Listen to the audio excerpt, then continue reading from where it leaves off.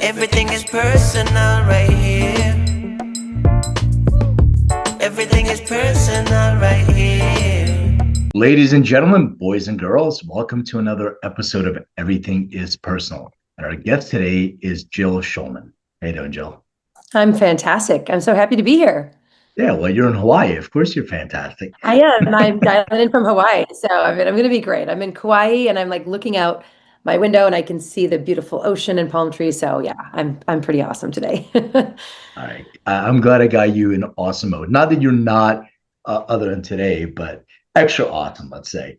I wanted to ask you if your definition of bravery has evolved over time.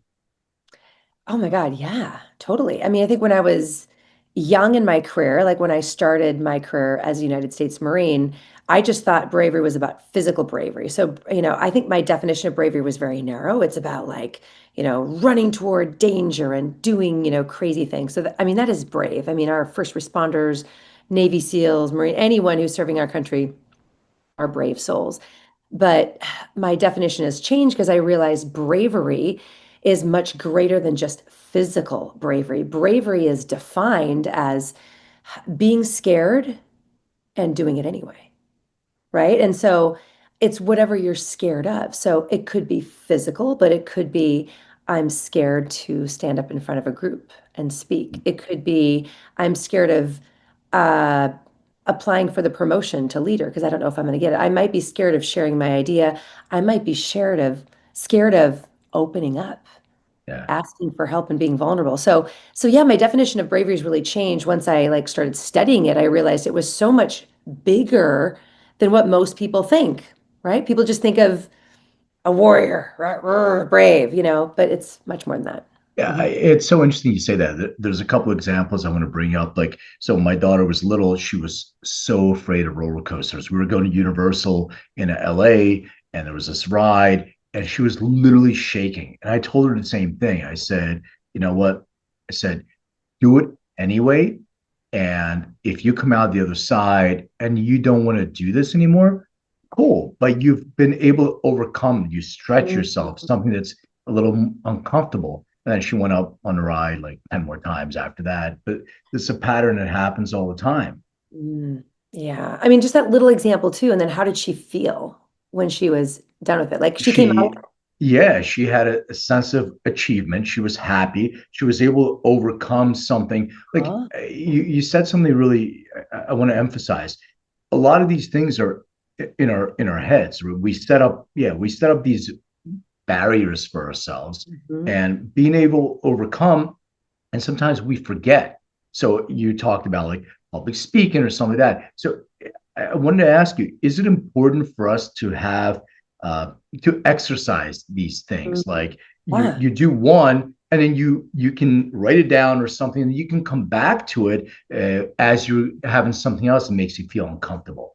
Yeah. Yeah. Well, it's something we have to do on a regular basis is work out our bravery muscle. That's what I call it. Work out our Okay. bravery muscle. And like, what does that mean? So, like in the example of your daughter, she went on the ride, even though she was scared. She came out of it on the other side, and the impact on her was, wow, I did that. Wow. So I want to just talk about the impact of when we exercise our bravery muscles. What I'm most excited about and what I name my book, and you're trying to figure out what you're going to name your book, like the publisher has all these ideas, but we ended up landing on the bravery effect because it's not about doing the brave thing. It's really about what effect does it have on your self-confidence, your self-efficacy, on your success, on your happiness and well-being. And that's what I was most excited about. I mean, my master's degree is in positive psychology. That's the scientific study of elevating happiness and well-being. And what I discovered is when you do hard things that are uncomfortable, it makes you happier, right?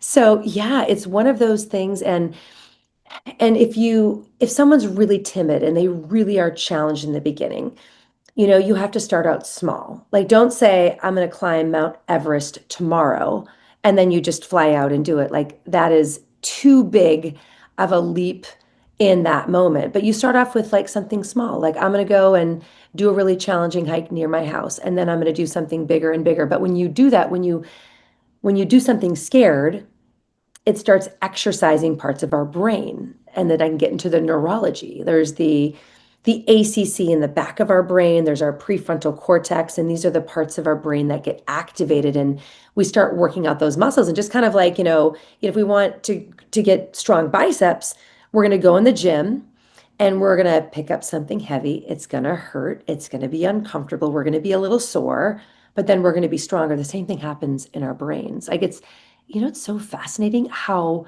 absolutely, I would say almost, I think it's like a miracle of how our body works. You do something hard, your brain is going to start adapting and saying, whoa, I got to be ready for that next time. So we have new neural pathways in our brain that it's been studied with functional MRIs, and even the thickening of the prefrontal cortex happens. So when I say you work out your bravery muscle in a way, like yes, your brain is changing, but you got to keep doing it. You got to keep doing those uncomfortable things, and it becomes easier over time. Mhm. Uh, Going to your origin story, basically, where did you grow up? I grew up in a little tiny town in Minnesota, in Minnesota, little town called Prior Lake, Minnesota. So yeah, I had a very normal Midwestern upbringing. And I think the one thing that impacted me, relates to bravery, is I just saw a lot of people that decided, and this is what they made them happy, is they wanted to stay in the same little town and do the same thing they've always done. And for some reason, for me, I just wanted more, Mm, and so, I decided to, like, how can I get out of Minnesota? How can I get my college paid for?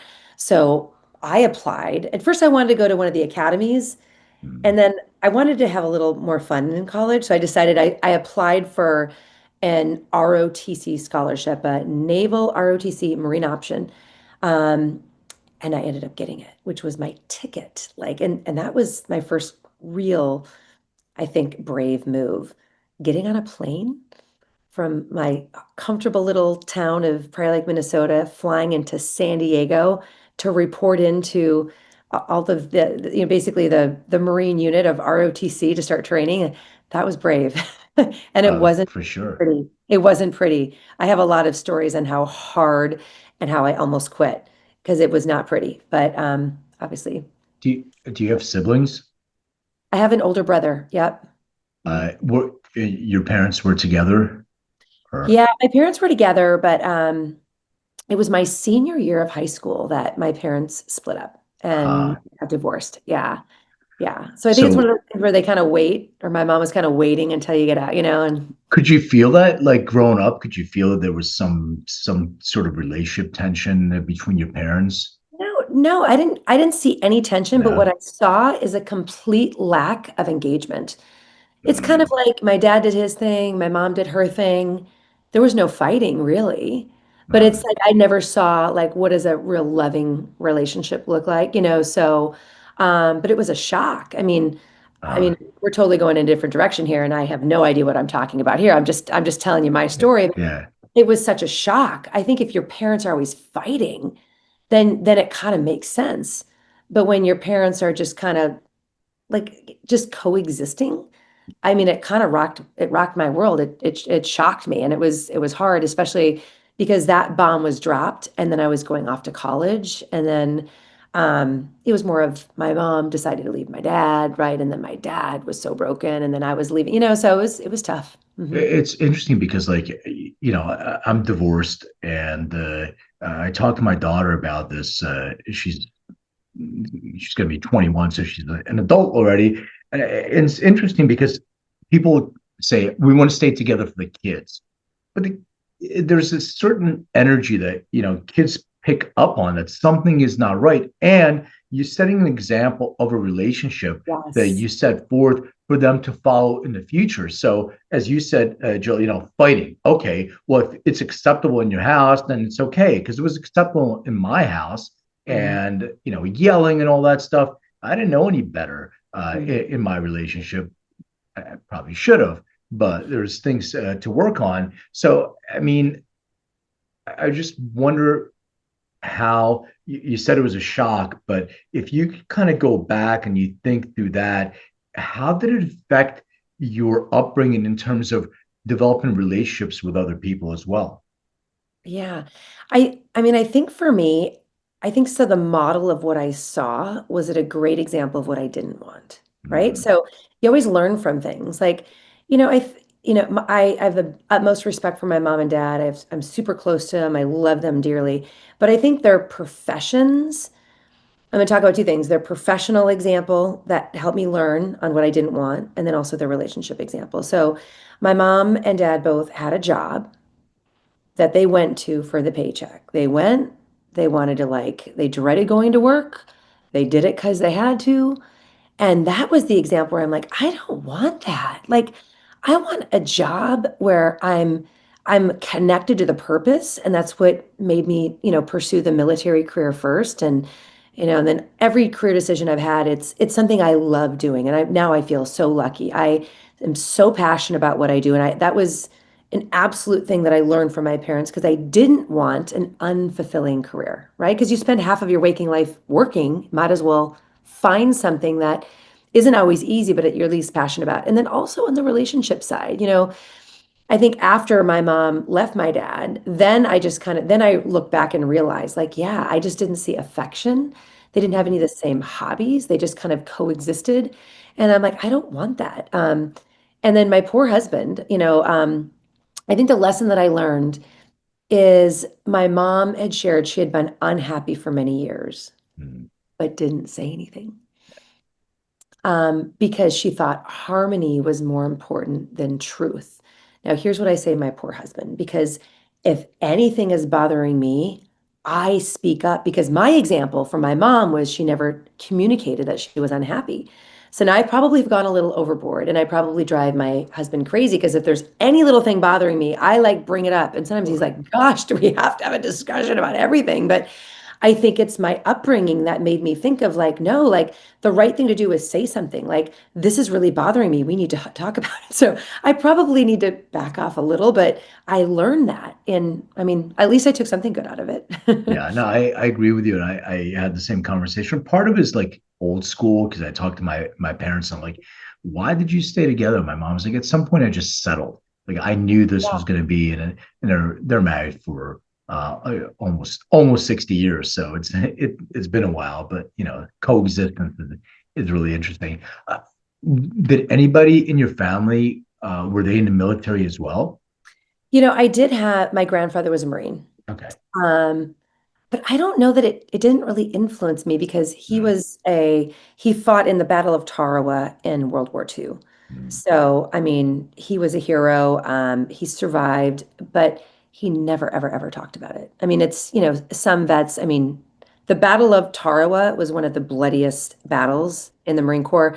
That's where the blood stripe, I guess, came about. It was absolutely a horrific battle. And so he never talked about it. So it's not like I had these moments where my grandfather encouraged me. It was actually, this is interesting. It was such a random thing, but my best friend across the street, her name was Rochelle Fazen. She had a cousin, and I was always having dinner at their house. I was kind of close, and they were always talking about this cousin that was applying to the Air Force Academy and how much they just thought adventure and him serving his country. So I just heard them talking about him, and I was like, oh. Ooh, ooh, and that was the little seed that was planted. And then that made me like look into it and look in the academies and ROTC. And so it was interesting. It wasn't the grandfather who was a Marine. It was this cousin. I've never met my friend's cousin that planted the seed. Hmm. Yeah, it's interesting because it's funny when families talk or somebody is like, oh, this person is the doctor, and you're like, oh, look at the respect and love that this person's Yeah, getting. I want some of that too. yeah, I think Or you're right. Like I somebody in never the Air thought Force. about it. I think you're right. It's like how they talked about him was like, Yeah. oh, like I want people to talk about me that way. Yeah, I think That's it's why I went to physical therapy school. Like I care less about physical therapy. I had never worked a day in my life, but it was just this whole medicine. And I came from an immigrant family, and it was just like this is what we do and we work. And I'm like, no, no, no. At some point, I made a decision. I'm going to do something that's more fulfilling, and I can yeah, help yeah. other people. So going into the military, I mean, courage, right? You talk about bravery and courage. Mhm. You have to, have acts of courage on probably on a daily basis. And you already mentioned that it was difficult and there was a lot of times that you quit. Yeah. What was that inside of you that you think sort of you drew on to overcome some of those challenges that you were facing? Yeah. So I think the hardest part for me is was the 4 years in college as I was training to earn the title of United States Marine. So when you're an ROTC, you're considered an officer candidate. You're not an officer yet. You don't earn the title Marine until you're commissioned, right? So when I showed up my freshman year, I kind of thought I had my stuff going on because I'd earned the scholarship. And I mean, you had to have the academics, you had to have the leadership, you had to have the athletic ability. I'm like, I am hot stuff. I got it all going on. And then I landed in San Diego. And it was like most people go to college and like you go like a week early and you have like the orientation and you get to know the kids and you start classes. But if you're an ROTC, you go another week early. And it's called ROTC orientation. It's like a mini boot camp. And when I showed up pretty confident, that confident was immediately just disseminated. Because on the first day I showed up and I'm so embarrassed to even admit this, but I was really putting a lot of thought into my outfit. So I guess there's a little bit of girly in me. Most of it is very like, I'm not girly at all, but I was like, what outfit do I wear? Like, I didn't want to wear jeans because I had read like, okay, like officers never wear jeans. So you can't wear jeans, which is what most teenagers wear, right? And then I didn't want to wear like a dress because that's too girly. And so I ended up finding like these silk shorts, but they were hot pink with white polka dots. And then I had a white shirt and then the collar that was pink that matched. And then I wore like really like little pumps, like little heels, thinking that it made it look professional and I had the perfectly manicured nails. Like I thought like I'm very professional. And oh, just imagine this in your mind and then imagine everything you know or you've heard or seen in movies about Marine Corps boot camp. And that basically was my first couple of hours. And one of the senior Marines, so like the seniors about to graduate, about to actually serve, they're the ones who run the boot camp. And one of the guys that I like looked up to, like he was the chiseled like jaw, like I look up to him and he came up to me like halfway through the day and he leaned over and sneered, "You will never make it as a Marine." So that was my day one. That was day one. And part of me believed him because I looked around and I'm like, I don't fit in. And then it got worse. It got worse because like one of the things that's really important in the Marine Corps is your physical fitness and ability. And I thought I was fit, but I was a cheerleader, I was a tennis player, and then I was also, I'm letting all these secrets out, a synchronized swimmer. It's a tough sport. We're not even gonna go there. But my sports are not really like United States Marine things. So in Southern California, there are hills. And like day two, like we have to go running. And a lot of the people in the ROTC unit, there's a lot of college students, right, that are going in, almost all males, only one other woman. And then the rest of them were actually enlisted Marines. So they had been Marines for a number of years, but then they were selected to become an officer. So then they just were going to college. So half the people have already been Marines for years. The rest of them are males. A couple of the guys in my unit were like cross country runners. And then there's me. Oh my gosh, I couldn't keep up. Hills. And the most shameful thing as a United States Marine is if you're not physically tough and if you fall back in a run. And so I was falling back. It was just my ego, like my self-belief. It took a hit, but I just had to decide, like in that moment, and this is a point that I think your audience can learn from, is in those hard moments, you have to decide, am I going to quit to go back to comfort because it's hard? Or am I going to be courageous and keep moving forward, knowing that it's hard, but on the other side, it's going to be worth it. So I kept showing up. I mean, part of the motivation is I was getting free college and I was getting out of Minnesota, right? That was a motivation. And I had an amazing person that I think helped encourage me along the way. And his name was Curtis Anderson. to give him a shout out here, he was Staff Sergeant Curtis Anderson at the time, and his job at the school was he was basically running the ROT unit.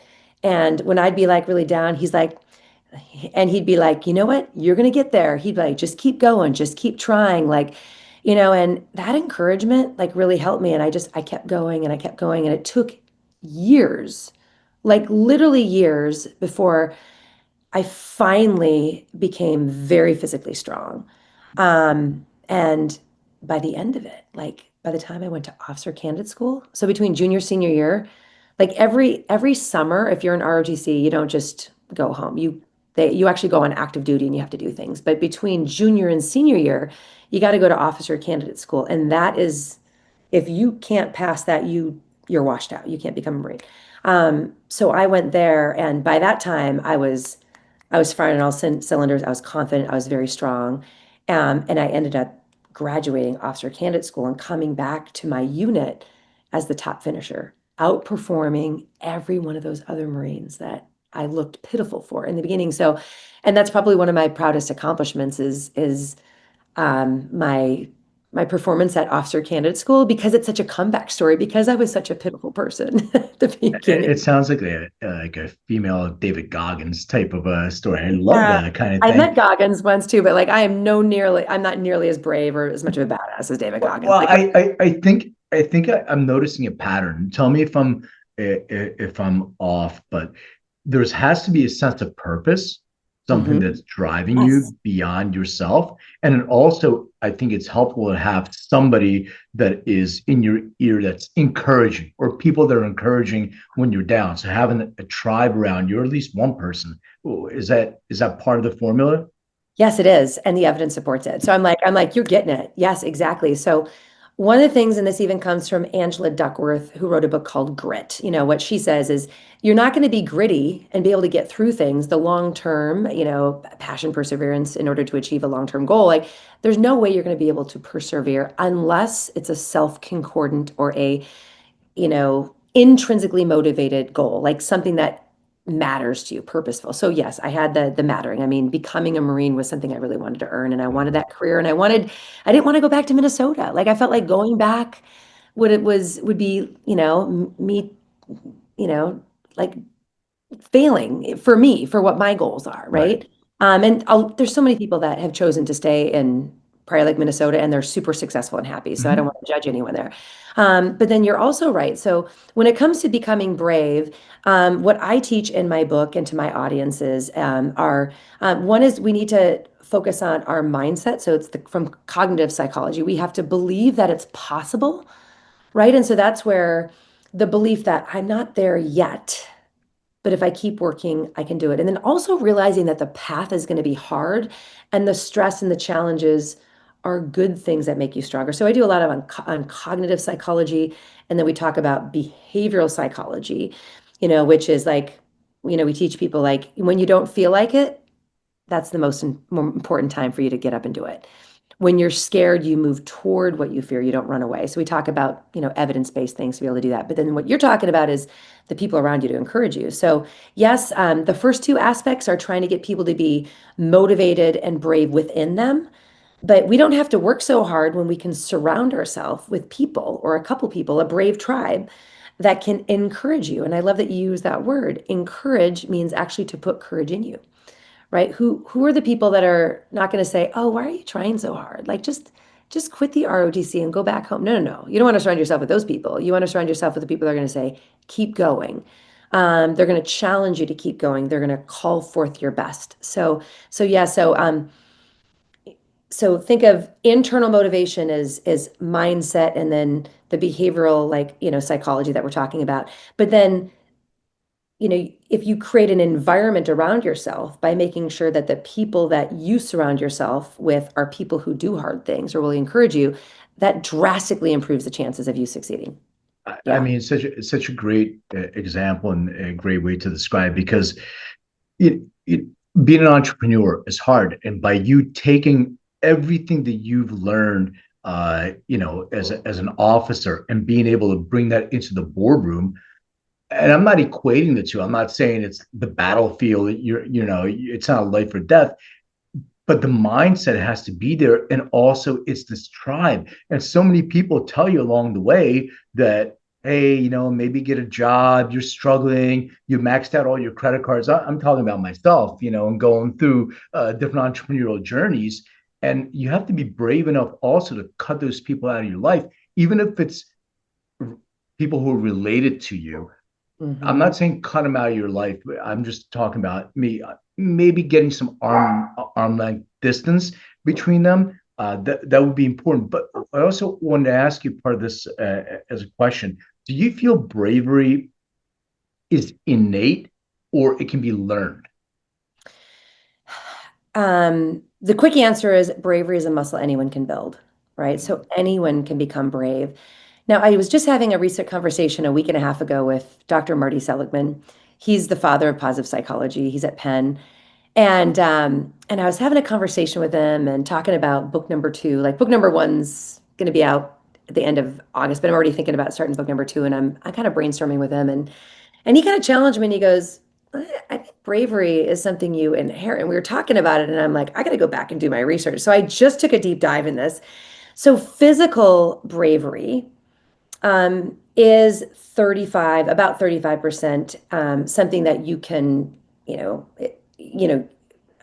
get from your parents, right? I mean, it's something innate. Think of the kids that are just, going out on, in the football field and just going for it, and other ones that are a little bit more timid. So parts of physical bravery, but it's only 30%. I mean, you can still overcome it. I think for me, the physical bravery maybe didn't come naturally, and I had to really work on it. But all the other types of bravery, like those are things that you can build. There's so many stories of people out there that were so scared of speaking for the first time, like Adam Grant, organizational psychologist from the Wharton School of Business. He talked about the first time he spoke, and he was so nervous, and he really kind of failed, but it took time for him to build that confidence to be able to do it.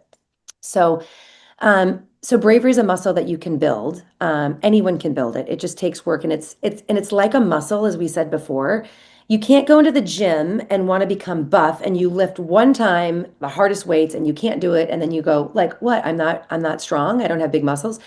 So bravery is one of those things you've got to keep working out again and again and again to make the changes in your brain and to make it easier to do hard things. Yeah, I think the neuroplasticity example that you gave is right on, and I just got done reading or listening because I listen to Audible Al Pacino's book, and he was petrified of public speaking. And you think about it, I mean, one of the world's greatest actors, he can act, but when he has to go up and talk and give a speech, he was petrified of that. And it took that working on that muscle to be able to overcome that fear. I mean, it's I think same with me in a way when I first got up on stage to speak. You know, there's always these nerves, but you just channel them into. But I was definitely scared to speak the first time. But yeah, going back to the innate nature and so there's a gene called COMT.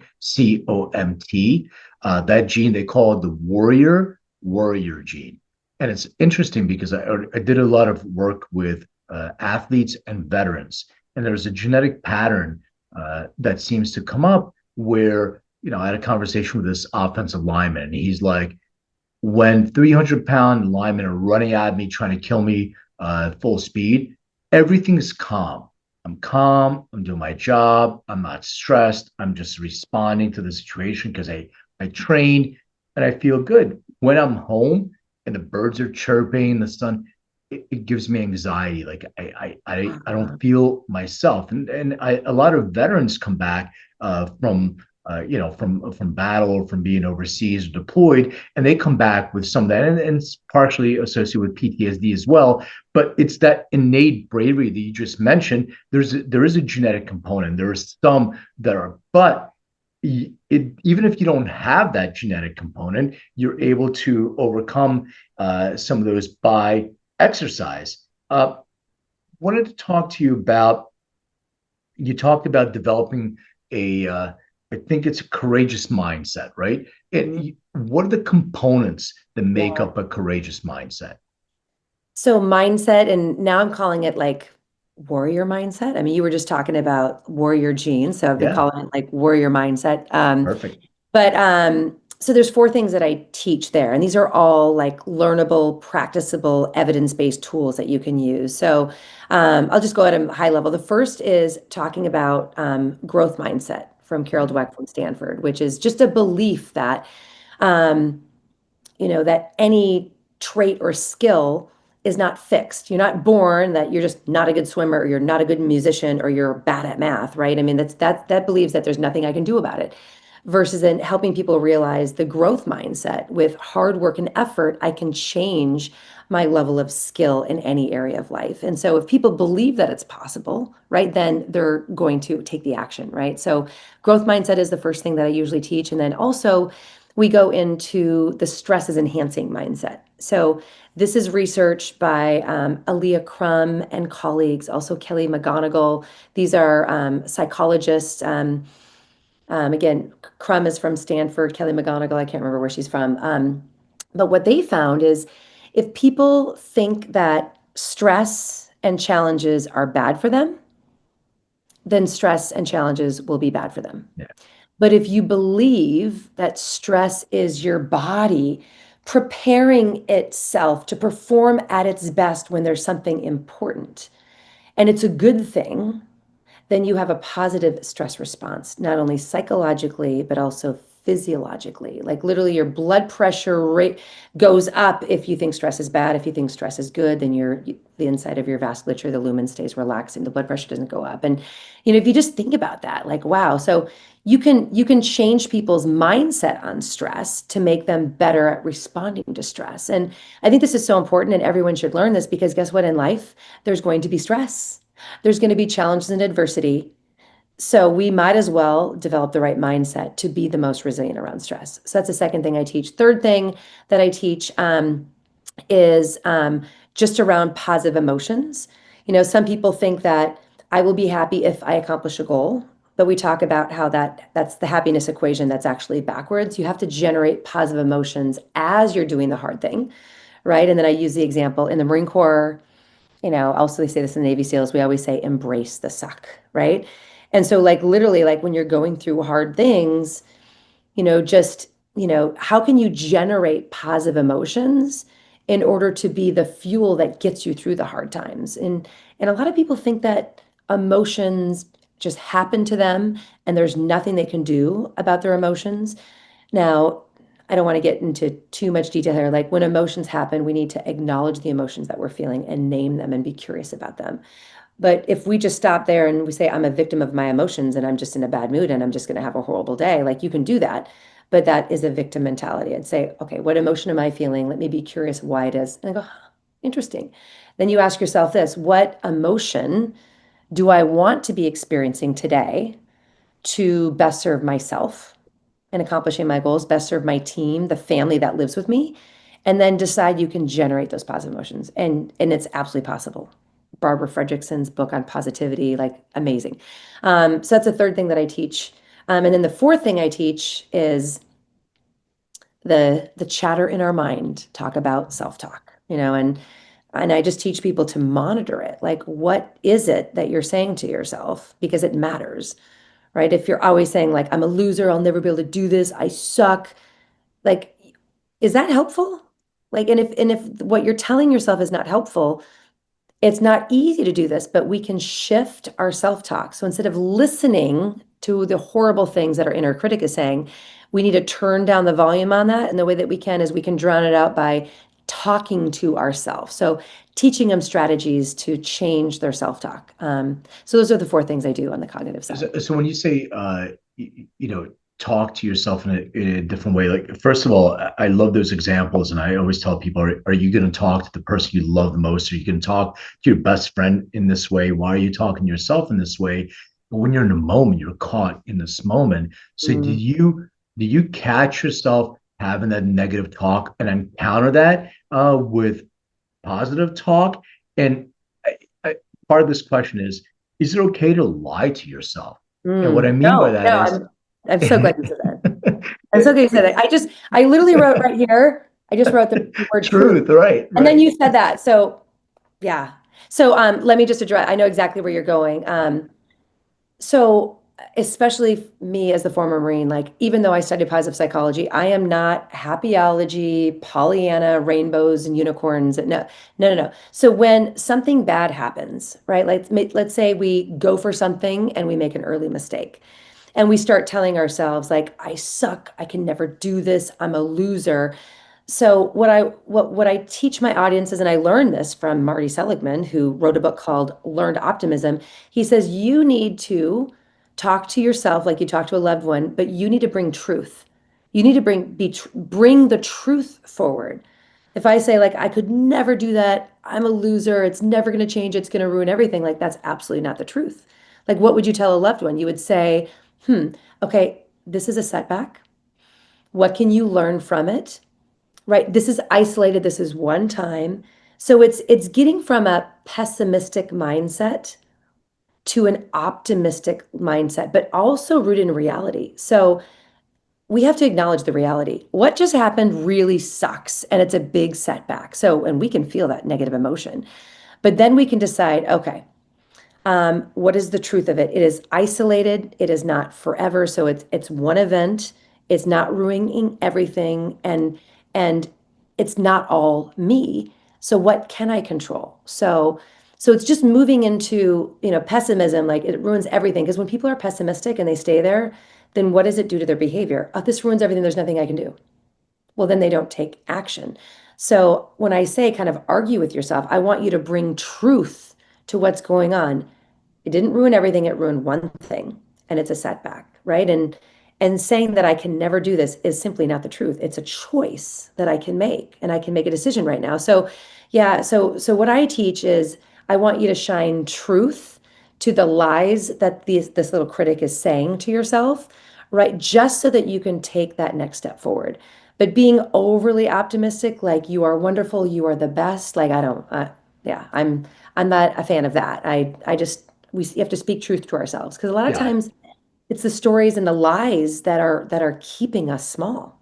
Yeah, I Hmm. hear people, having these conversations with themselves, walking around LA. They're trying to, encourage themselves over and over because my daughter's an actress, and in that field, it's. I mean, you're rejected 99% of the time. There's a lot of that, that negative self-talk. But if you talk in absolutes, then you're going to manifest those things from happening. As you said, it's Mm. okay. This audition didn't go well. I'm not a bad actor. I'm not this and this. It's just one incident, but people blow that up as Right. absolutes. Yeah. Yeah. And this is what separates the people who make it and the highest performers and others is everyone is going to have failures. Like if you're brave enough to go for something, you will fail. Yeah. And each time you fail, like you have to make a decision. Are you gonna be like, I'm a failure? No, like this didn't work. I had a little failure and I'm gonna learn from it. I have failed so many times, but for some reason when I fail, it gets me fired up. Like I have another embarrassing moment. I'll just tell you all the embarrassing moments. So I was trying to land a TED talk because I really want to take the science of bravery and that platform's really great. And then, you're applying to all these things and I mean, it's kind of a numbers game, but I'm getting denied, denied, denied. And I finally get a call for an interview and like I was busy and I like show up to the interview and I'm excited. I got my message and then they're asking me these questions and they asked a question, how does your subject of the science of bravery relate to our theme? I was like, I'm so sorry. I don't know the theme. I don't recall it right now. I'm so sorry. Please tell me the thing. I failed the interview. I failed the Yeah. interview and I didn't get that TEDx, right? But again, like I had to look at it and go, all right, like this really sucks. I had this chance and I blew it. But what did I learn? What did I learn? Like, okay, I have to be more prepared. I've got to make sure I know the theme. I got to keep going, got to keep going. So when I have a failure, like if I can't climb that rope, if I can't, run up that hill, it's now my goal. Like, oh, I'm going to conquer that thing, right? Yeah. So I kept going. I kept going. Wi- yeah, win or learn kind of thing. I Literally. want to ask you this difference between courage and recklessness, and I want to maybe even equate it to the military. Uh, And the reason why I have no personal experience. This is just from conversations with people doing this and watching movies and shows. There are some people who get out in the military and they are brave. They consider themselves brave. I'm going to be the first one up the hill. I'm going to run up. I'm going to engage the enemy first. And but you know Mhm. maybe that's reckless. Maybe you're not looking. And then they take that same strategy and they apply it to the boardroom and corporate. And I see this all the time. People cutting corners because they're being not just brave, they're being reckless. So what's the difference between the two, and how do you catch yourself being reckless versus actually Yeah. overcoming being brave? I feel like it's that bell-shaped curve like everything. Like no courage or too little courage is horrible. But if you are off the deep end on the other side, that cannot be helpful as well. You kind of want to be in that middle zone, right? Like where you're taking steps out of your comfort zone, but you're not being reckless. So I'd say first thing is if we look at the academic definition of what bravery is, it's taking action in the presence of fear toward something that's in alignment with your values or in the pursuit of a worthy goal. So, as you ask the question, like sometimes people think bravery is just bravado, like, like, oh, like, you're with friends, I'm going to go jump off this rock, and into the ocean. Like, that's just stupid brave, right? That is reckless brave. Or I'm just going to like, I saw this video that I can be rich in 100 days. So I'm going to quit my job and now we're not going to have any insurance or anything. And I'm just going to do it. Like, so what I teach is like, you need to think about what do you really want in life? And let's set goals that are what I call brave goals. They have to be meaningful. They have to matter. Um, they have to be challenging, so they can't be too comfortable. So it's got to be a challenge. But I always say, okay, whatever that dream is, we need to set a goal of something that you can achieve in the next 6 to 12 months. Because we need to take that big dream and we need to break it down into sizable chunks. And then you think of the military, okay, if I got a mission that I want to accomplish, I want to accomplish this objective, then we need to come up with our tactics. What are the tactics that we need to do? So it's really just breaking things down into those bite-sized pieces. It's called implementation intentions, right? Like what are the things you need to do day in and day out to reach that first goal? So think of it as like if the top of the mountain is the dream of what I want to accomplish, I need to come up with the steps. Like you mentioned, your daughter maybe she wants to be an actress in a movie someday, right? Right? She would have to start it off as, okay, I'm going to start acting and try to get in a local play. And then I want to do the next step and I want to start maybe doing some acting and I have no idea if these are the steps. And then I want to maybe be an extra in a TV show. And then I want to be so you need to think about what is your tactical plan that's going to be the smartest path to accomplishing that dream, right? So this is where we need to think strategically, come up with the tactics, and then here's another interesting thing that will increase your chances of being successful. And this comes from someone who studied positive psychology, is think about the negative. What I mean is think about what will go wrong, what might deter you from accomplishing the goal and accomplishing the mission. This comes from Gabriella Utengen's work, where she says, if you do a contrasting, she goes, mental contrasting, think about the goal, the dream that you have, and then think about what are both internal things that can get in your way, like maybe self-doubt or frustration, and also external things that might get in your way. And you do your contingency planning. So I always like to bring it back to the military. Like if we've got tactics, if we're doing our mission planning on how are we going to accomplish the objective. We know the commander's intent. We come up with our tactical plan. We're being as smart as possible to find the easiest way to overwhelm the enemy, right? But then we always take some time and go, what are some of the things that might go wrong? What are some ways the enemy can surprise us? So actually training yourself to think, what are some things that might go wrong that might get me off path? And then when you do that, when you identify them and then you develop your contingency plan, then when it happens, and it will happen, it's never going to be perfect. It's never going to be perfect. Then when it happens from a psychological point of view, you're not like, oh, the sky is falling, I got to quit. You're like, I knew this would happen. I thought about obstacles and I already have some contingency plans. So yeah, don't be reckless. Don't just go like charge the top of the mountain. It's not in service to accomplishing the Yeah. mission. If someone ran to the top of the hill without any cover, that's just stupid. And then they're going to die, and that doesn't help accomplish the mission. So, what's the smartest way to accomplish the goal? And think about what may go wrong. So, we need to be strategic as we make those decisions. It's also coming back to the military because you're always looking. And I don't know this firsthand, as I said, but I always try to talk to my team about saying, all right, my team, I trust that you got my left side. I got your side. I don't have to worry about that.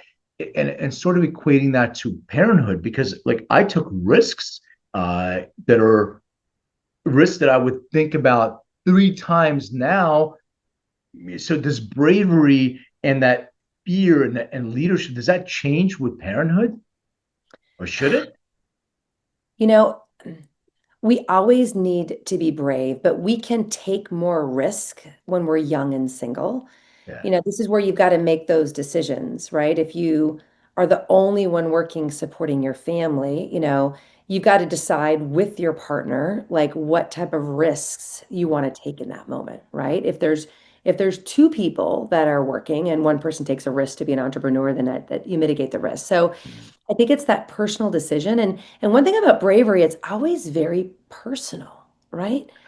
Like what is scary for me is different for you. Like sometimes bravery is invisible to us. Like you have no idea what someone is comfortable doing and what they're scared of doing. But what we do know is we should always be just on the edge of that comfort zone. Do something at the very edge because then it's less risky, right? If you're just at the edge of your comfort zone, you do take one step in a direction, then you accomplish that and you take the next step. So when you do it little by little, like if someone wants to become an entrepreneur, I'm an entrepreneur, I've got my own business, right? Instead of just quitting one day and then starting to research, I would say, okay, what's the business that you want to start? Do a lot of research as you're working. Start making the connections, get all these things going on the side.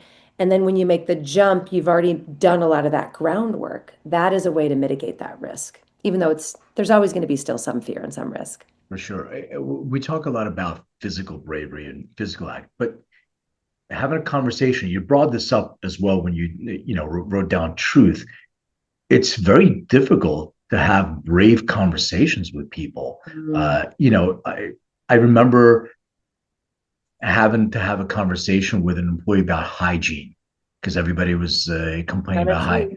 oh man, that was so uncomfortable. It's one of the most uncomfortable conversations that I had to have with an individual, not about their work performance, not about but about personal hygiene. Like it's hard to bring up. How do you have or what's Mm. been like Well, a difficult conversation for you? You have to be brave to show up for. and as you say that, like what I think of what is the kindest thing to do for that individual. I've had to give that feedback to someone who's not Mm. showering consistently. They stink. And everyone knows and everyone's talking about them. Do we Yeah. just let them keep doing that? What is the kindest thing to do? Mm. It's to have a conversation, right? So don't be nice, be kind. And I Perfect. think it's really like, I was a leader in corporate America for many years before I went Mm. out on my own, and I've got a small team now. But, if there's ever an opportunity, if someone, if I notice someone is doing something that's holding them back from being the most successful, the kindest thing that I can do is have a conversation and let them know. Now, there are ways that we can do it. We have a responsibility as leaders or as parents to say it in the way to increase the chances that the person will accept it, right? So to have those brave conversations. So as I work with companies, because I do a lot of work with corporations, I teach the skills of leaders, like you've got to be brave enough or have those courageous conversations. But we also need to teach our employees, the workplace, develop a culture where people seek feedback. You know, you gotta work on both sides. So Yeah. help people be more accepting of feedback. But I'm going to cite some research by Dr. David Yeager out of the University of Texas, Austin. He did some research and said that a lot of times leaders, they think there's this paradox. Am I nice and I don't give feedback? Yeah. Or am I a jerk and I hold them accountable? Like, ah, what do I do? Am I a jerk or am I, and if I'm a jerk, then I'm going to ruin the relationship and then I'm going to achieve, hopefully drive some results. Or am I a softie and I'm nice and we don't achieve results? And what his research says is you don't have to choose.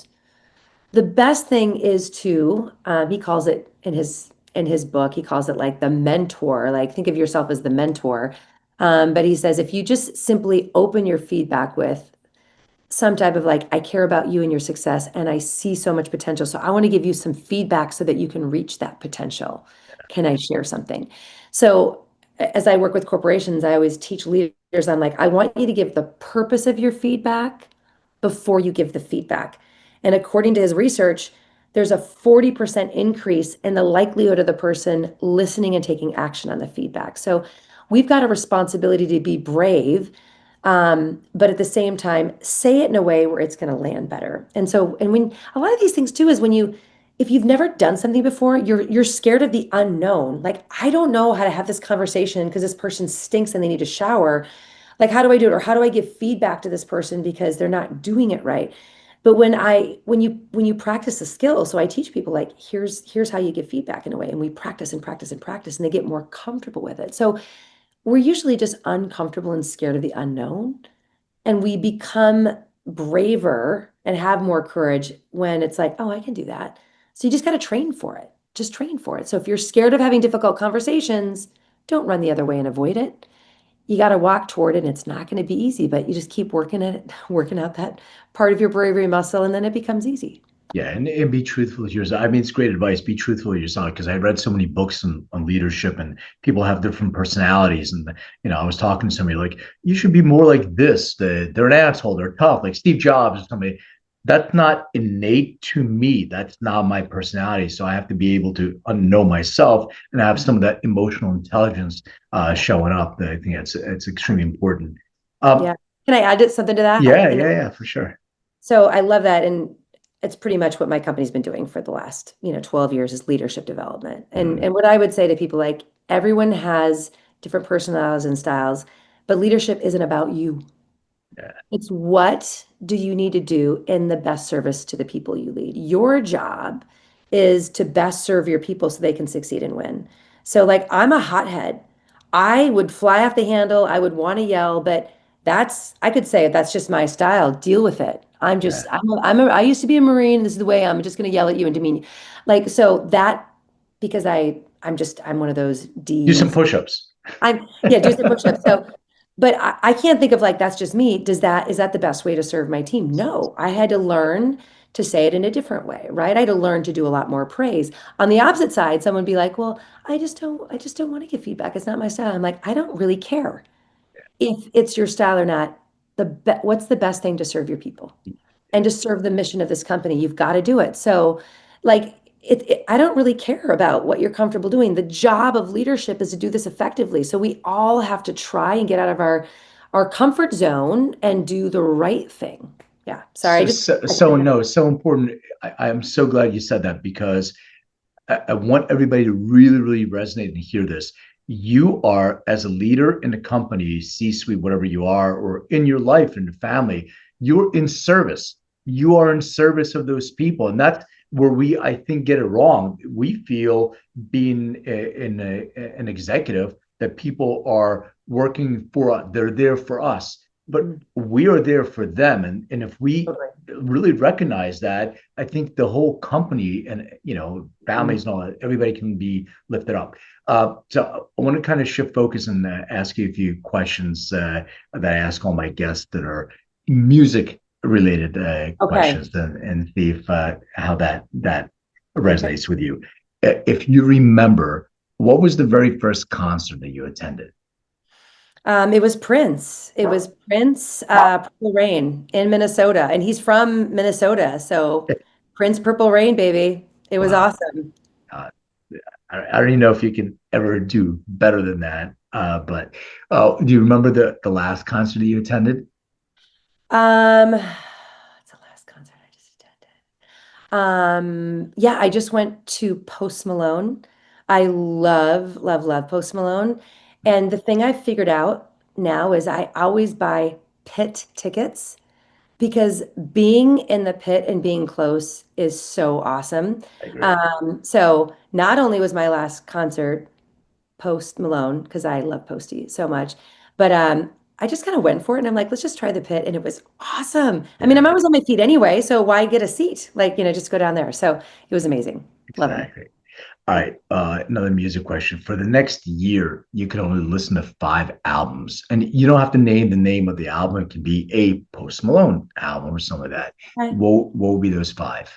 Um, I would probably say a Post Malone because I just love his, it's kind of hip hoppy, but kind of country. So I love the combination of it.